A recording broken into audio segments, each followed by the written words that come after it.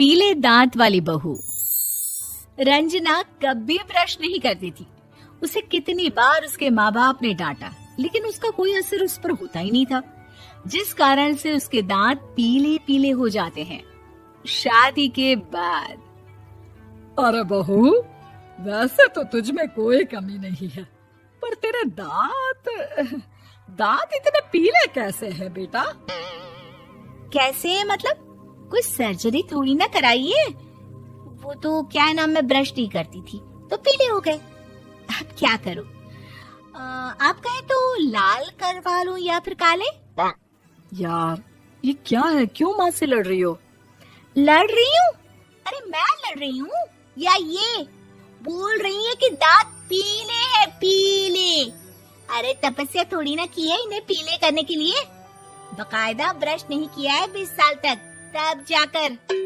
छी, कैसी बात कर रही हो? ये उस वक्त तो पीले नहीं थे जब हम लोग तुम्हें देखने आए थे।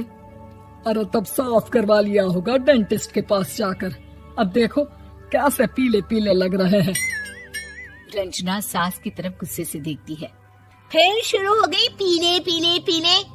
अरे पीले तो तब भी थे जब मेरे हाथ का रसगुल्ला उड़ा उड़ा कर खा रही थी और बोल रही थी, लड़की नहीं गुणों का खजाना दे रहे भाई साहब आप। खैर, अब वो लोग करते भी तो क्या करते, पीले दांत वाली बहू पल्ले पड़ी थी तो झेलना तो था ही। एक दिन कीर्तन में रंजना गाना गा रही थी। अरे कमला बहन, माँ का द्वार है, यहाँ तो सब शुद्ध होकर आते हैं, फिर अपनी बहू को ब्रश भी नहीं करवाती तुम। दूर से पीले पीले दांत भक्ति में बाधा उत्पन्न कर रहे हैं। अरे कोई 2 साल के बच्चे थोड़ी ना लेकर आई हूँ मैं बहू बनाकर। अच्छी खासी लड़की है, अरे कैसे करवाऊं ब्रश? ये तो उसे खुद करना चाहिए ना।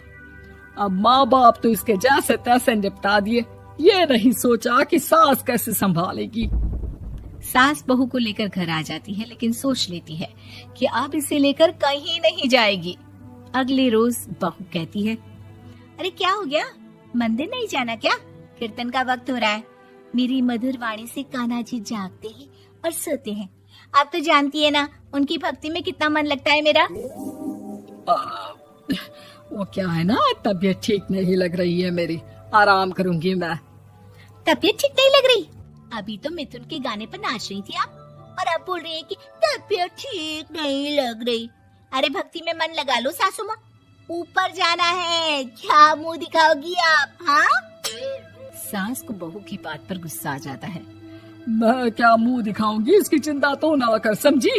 अपने मुंह की चिंता कर, जो ये पीले पीले दांत लेकर हर जगह पहुंच जाती है। पता है लोग कितना मजाक बनाते हैं। ना जी ना, मैं नहीं जाना कहीं तेरे साथ। तो ये बात है। कोई ना, मत जाओ, मैं अपने कमरे में ही बैठकर भक्ति कर लूंगी। ऊपर वाला दांत थोड़ी ना देखता है, मन देखता है, भावना देखता है। और अरे बस बस, तू सब कुछ दिखा, बस ये सफेद चमकदार दांत ना दिखाना किसी को, है? जा यहाँ से। बहू को सास की बात का कोई फर्क नहीं पड़ता, वो तो जैसी थी वैसी ही रह जाती है। सुबह नहाकर किचन में खाना बनाना, फिर खाना खाना, कीर्तन भजन करना और सो जाना। एक दिन, माँ जी मैं सहेली के घर जा रही हूँ, शाम को लेट आऊंगी। हाँ हाँ तो जाना, मैंने कौन सा तेरी आरती करनी है घर पर बैठकर। रंजना सहेली के घर जाती है, जहाँ वो पार्टी में जाने की तैयारी कर रही होती है। अरे शिखा, कहाँ जाने की तैयारी कर रही है? मैं गलत वक्त पर आ गई क्या? अरे नहीं यार, उल्टा सही वक्त पर आ गया। मैंने ये साड़ी और ज्वेलरी निकाली है यार, शाम को इनके ऑफिस की एक पार्टी में जाना है। बताना कैसा लग रहा है ये सब? नहीं यार, इस ड्रेस के साथ तो वो वाली ज्वेलरी अच्छी लगेगी। हाँ हाँ सही बोल रही है, मैंने ध्यान ही नहीं दिया।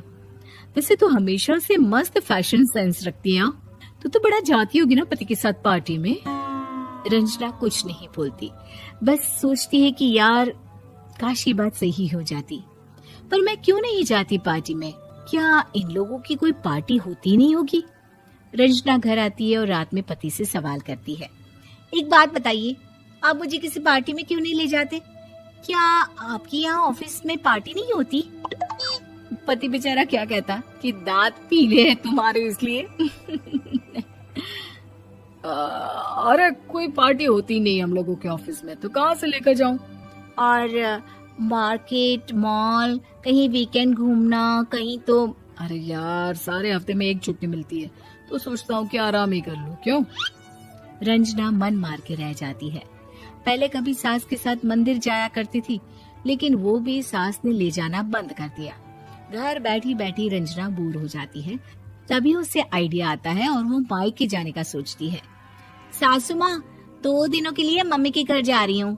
अच्छा ठीक है, आराम से जा। और हाँ, माँ से कुछ अच्छी आदत सीख कर आना कि कैसे शरीर के हर भाग की तरह दांतों की सफाई भी जरूरी होती है, समझी? शुरू हो गई ना आप।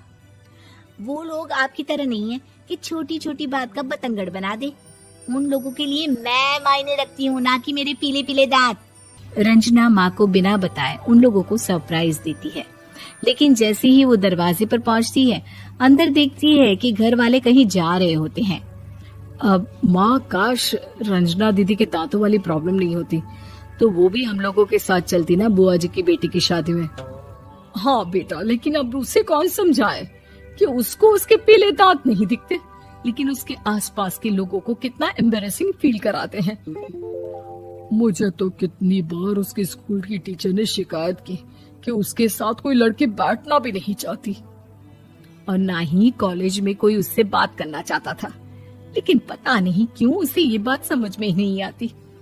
कोई कमी नहीं है उस लड़की में, बस यही कि दांत पीले हैं। वो तो भला हो जीजा जी और उनकी माँ का, जो दीदी को जैसी है वैसे ही रखा हुआ है। रंजना को अपने घर वालों की बात सुनकर बहुत दुख होता है। वो सोचती है कि वो क्या करे, लेकिन फिर वो सीधा डेंटिस्ट के पास जाती है, अपने दांत चमकाती है और कसम खाती है कि वो रोज ब्रश करेगी। अरे क्या हो गया? तुम तो 2 दिनों के लिए गई थी ना, पर कोई ना, अच्छा है, चलो आ गई तो। रंजना सास के सामने आकर खड़ी हो जाती है और पूरी स्माइल करती है, उसके चमकदार दांतों को दिखाती हुई। हाँ? चले मंदिर। माँ, मुझे माफ कर दीजिए, मैंने आप लोगों को बहुत एम्बैरेसिंग फील करवाया। मैं आज से रोज ब्रश करूंगी।